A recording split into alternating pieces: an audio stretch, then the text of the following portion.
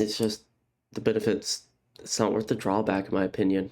And my opinion is totally subjective, but it's something I'm very passionate about. I want all these upcoming artists to have a chance. I want you guys to be represented right, and I want you guys to understand what's going to grow your brand. But this is just a rant. What's going on, YouTube? Back from another hotel. As you can tell, traveling this week. I'm working overnight, so my sleep schedule's all messed up.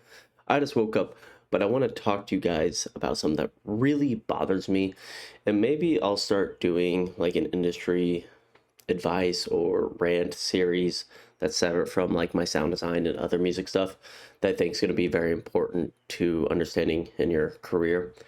And today I want to talk about something I think is really annoying. I think it's a predatory behavior towards artists. Before I talk about this topic, I just want to let you know that this is directed towards anyone or any individual or group. This is just a general philosophy towards it. And if you are someone that practices this, it's not an attack on you. Maybe just look at it more from an artist perspective, because this is affecting artists in a really negative way, in my opinion. And that is, I want to talk about the fucking pay to play, the homie support to get a slot type of stuff is dumb. And let me explain. I see this happening where you have to, as an artist, attend and show support to local shows. If you need to go to 5 to 10 shows before a promoter will even think of booking you. I really don't have anything positive to say about this because it's only used for their financial gain.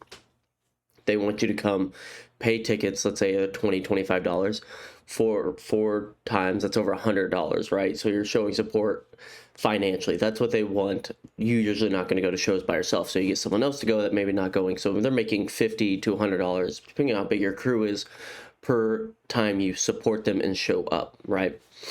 Usually this is at like a lower tier, like you're just trying to get your foot in the door and trying to just play your first set or something. But the problem with this is they want you to come show support, right? So say you want to play a show and now you're doing months of support because you're working during the week, you're going to the shows on the weekend. This is taking time away from being able to be a creative artist. As you're starting out, you're slower with your workflow. Your music's not as good. Your DJ prep takes you longer. There's so many things. Everything's just slower as you're starting out. And for them to give you a slot, you have to show up and support them financially all the time. For them just to give you a slot that pays you drink tickets, this comes back to one of my main griefs, is like, oh, we'll give you drink tickets or we'll give you $25 to open for this show. The $25 to $50, I think that's perfectly fine for your first set, but you do need to get accommodated. And the biggest thing, let me use Denver as an example. No one specifically, whenever I had my shows in Denver, I just heard about this locally a lot, was, first of all, the market's oversaturated, so everyone's showing up in hopes of getting it. So you're doing all this support, you're going to these shows, you're trying to get on the promoter's good side in this local scene, and you're doing this, and you've gone to 10, 15 shows and all this, but you don't have as much pull as maybe the person you're right. Maybe you only have like 200 followers, 200 SoundCloud followers, and they promise like, yeah, you keep showing up, we'll give you a slot. But you know, they choose a person with 400 followers, 1,000 followers. They're going to keep choosing, honestly, people with higher. They're going to keep choosing people that can pull in tickets. So you're just kind of left out to dry. And eventually, maybe you get a slot on a really small show 6 months from now, after keep showing up, you've been sacrificing playing or making music because you're going to these shows, which can have its benefit of networking a little bit, but networking doesn't really happen only in shows. You need to meet the promoter in a local scene, but after that, you need to be working on your craft. You playing local shows is not going to make you blow up. You're not going to become the next Millennium. You're not becoming the next Wooly just by playing shows. You're going to be becoming that by making amazing music over and over again and releasing higher and higher tier music and growing your fan base that want to come see you for your music. Imagine they keep telling you could play these small shows every 3 to 4 months in front of a crowd of 40, 50 people. Since you're opening, you're not getting the full crowd. They'll pay you with exposure and the drink tickets.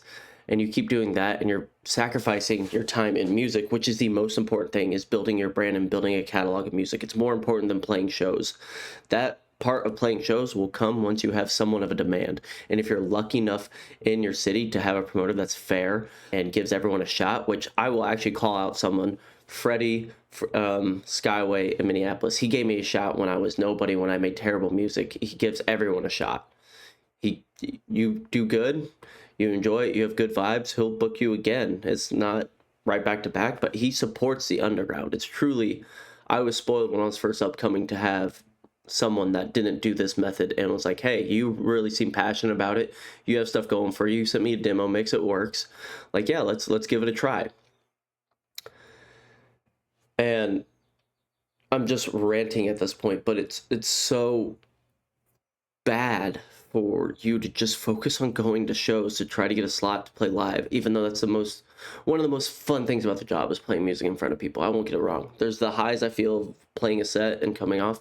There's no other, but to be trapped in a circle for years thinking you're going to grow from that rather than focusing on your craft, you really need to be leveling up. You really need to be putting your time and money, if you have extra resources, into someone's Patreon, getting one-on-ones, something that can take you to the next level. Getting in the hands of people that are above you are going to help accelerate your career, because they're going to tell you what is lacking in your music, and maybe they also have connections in your area that can help you grow. There's all these little things that come together that will help you grow, and showing support for mid-level shows to try to get a slot to play in front of 25 to 30 people isn't going to do it. When I played for Kaiwachi at a sold-out show in Exchange, I got paid, but I also got exposure. There was like 1,500, 2,000 people there. I think I grew like 100 followers, and that's cool. But if you scale that down to like 50 people, you're looking at 1 to 2 followers. Say you get a show best once a month and you're growing, let's say 5 people max, right? So you're growing 5 once a month off shows. You're getting 60 new followers a year from shows. When you can put that into content creation, you can put all that time and effort into growing your brand, solidifying your brand, and making your music better. There's no way to solve this, because right now we're in such an oversaturated market that it's a race down to the bottom. And a race down to the bottom means just because the 10 of you stand in solidarity saying you're not going to do this in the city, is the one person that just started that will take that slot, that will do this stuff. So there's no way that this will ever end, in my opinion, but you just have to understand, look at it from analytics and how you want to represent your brand and how you want to truly grow your brand. Do you want instant satisfaction playing a show a few times every few months for that crowd by supporting them, going to their shows and losing money there? Or do you want to take that money and put it into something that can excel your career, invest it into marketing for a song, invest it into learning new tricks and trades, becoming a better producer? It's up to you and what you think is going to grow your brand best. But I cannot stand when I hear people being abused like this, artists that are starting out and they're like, no, this is good for me, I've been producing for like 9 months to a year, I got like a track or 2 done, and they want to give me a shot, and this is what I need to do. It's just the benefits, it's not worth the drawback, in my opinion. And my opinion is totally subjective, but it's something I'm very passionate about. I want all these upcoming artists to have a chance. I want you guys to be represented right, and I want you guys to understand what's going to grow your brand. But this is just a rant. That's all I really have. If you guys like these styles of videos, want to hear more of my thoughts, I know that's kind of all over the place, but I just wanted to say it. So peace. Have a great day.